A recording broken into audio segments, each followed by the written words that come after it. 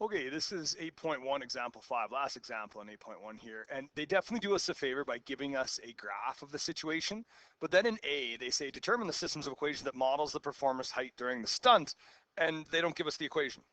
And we thought about maybe omitting this example, but it is important that after chapter 3, math is cumulative, and you need to be able to come up with equations of parabolas. So really what we're trying to do here is come up with the equation for the two performers' paths. And the best way by far of doing that is, if you remember chapter 3, to determine the equation of a parabola, by far it is the easiest to use vertex form, which I'm writing right here. So y is equal to a times x minus p squared plus q. And then I'll just write as a little reminder that the vertex of these parabolas is always at p comma q. So we're going to do our first performer over here on the right, or on the left, whoops. And then the second performer will actually be on the right. So for the first performer, my vertex, reading off this graph right here that I'm kind of boxing in black there, the vertex of the first performer is at 1 comma 5. And then just so that we don't have to look at that curve again, I am going to grab another point.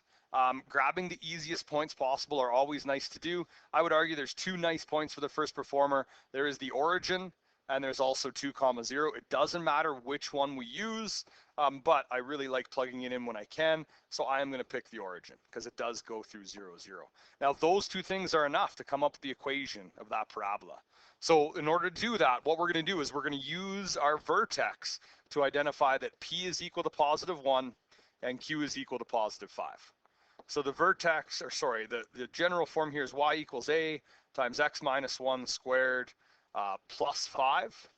And then what I can do is I can use this point to substitute in that x is equal to 0 and y is equal to 0. Now what this allows me to do is it allows me to solve for a. But if you remember back to chapter 3, you should know, maybe, I don't know if a limit is the right word, but we know that a has to be less than 0. And think about that for a minute. How do I know that a has to be less than 0 for that parabola up here?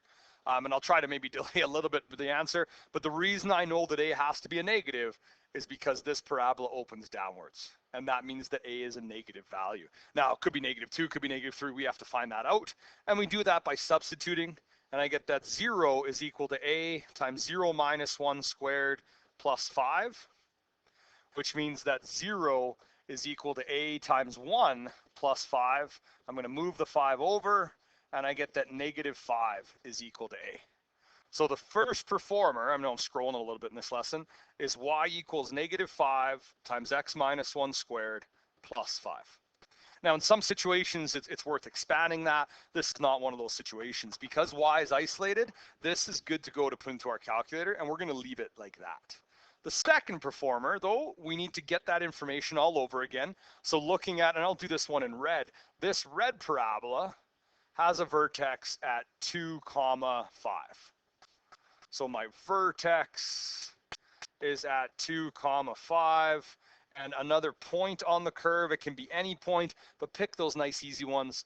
And I like this one right there. So the point it passes through is 1 comma 0. And then we're going to do the same thing. We're going to plug in this vertex, and lets me know that p is 2, q is 5. So y is equal to a times x minus 2 squared plus 5. I'm going to substitute in x equals 1 and y equals 0, and I get that 0 is equal to a times 1 minus 2 squared plus 5. That means that 0 is equal to a times -1 squared plus 5. I'm going to move the 5 over, and I get that -5 is equal to a, just because -1 squared is +1. So my second parabola is y equals -5 times x minus 2 squared plus 5. Now, this is not something we learn until calculus, but I think it's worth mentioning at this point that the reason that these a's are the same value is really where that a is coming from is gravity. And both of these performers are unfortunately affected the same way by gravity. So it does make sense that they would have the same a value. But again, we get into that much more in kind of future math classes. All right, so that's A. We have the equations. And then B, we want to solve this system graphically using technology. And certainly we have the tools to do that right now. I just do want to kind of make that connection with how we're going to do that. We are going to graph y1 equals -5 times x minus 1 squared plus 5. And I'm going to graph y2 is equal to -5 times x minus 2 squared plus 5. Now, before we even solve that, I like doing this quite a bit, is I want to talk about C. C wants us to interpret your solution with respect to this situation. Keep in mind that the black and the red parabola here are modeling the path of the performers through, through space or, through the air. So where that intersection point is basically when both performers are at a height of 4, and that occurs at a time of, it looks like it's 1.5 seconds to me. Now, all that really means is that that's when the performers are close enough to each other, if not in the same location, that they can high-five each other. Now, this question is a little bit unrealistic just to make finding the parabolas a little bit easier to do. We don't want the performers to be at exactly the same height because then they collide in midair, and nobody wants to fall from a height of 4 meters in midair. So it is important that this is really kind of maybe an estimation tool, but it still is valuable. If nothing else, it's a nice showcase of how we can find the equation of parabolas from chapter 3.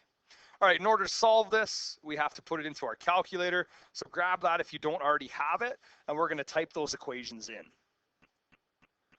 So using our calculators, we're going to go back to y equals, this is from the previous example, I'll just clear all that. And we're going to put in y1 is -5. In a bracket, we have x minus 1. Make sure you close that bracket and square it, and then we're going to add 5. y2 is -5 times x minus 2 in a bracket squared, and then plus 5 again. Now, just to try to make this connection between this and the notes, I want to go to our window, and we're going to set it up like they gave to us. If you have your notes in front of you, hopefully you can identify that, the leftmost point is -1, that's my x min. The rightmost point is +4, that's my x max. The x scale is actually 0.5 per tick. That doesn't particularly matter. Y min is -1, and y max is +8. Now, following what you're given in a question is really beneficial because if you look at the graph that my calculator is producing, that's really identical to the graph given by the question. And if I were to make a mistake, maybe leave a negative off, it'd be really nice to see that the graphs don't look the same. Now, the key difference between this and the question is these little arms right here. All right, the performers can't jump and get negative height, but mathematically, these parabolas can have negative values, and that's okay because there's no intersection down there anyway.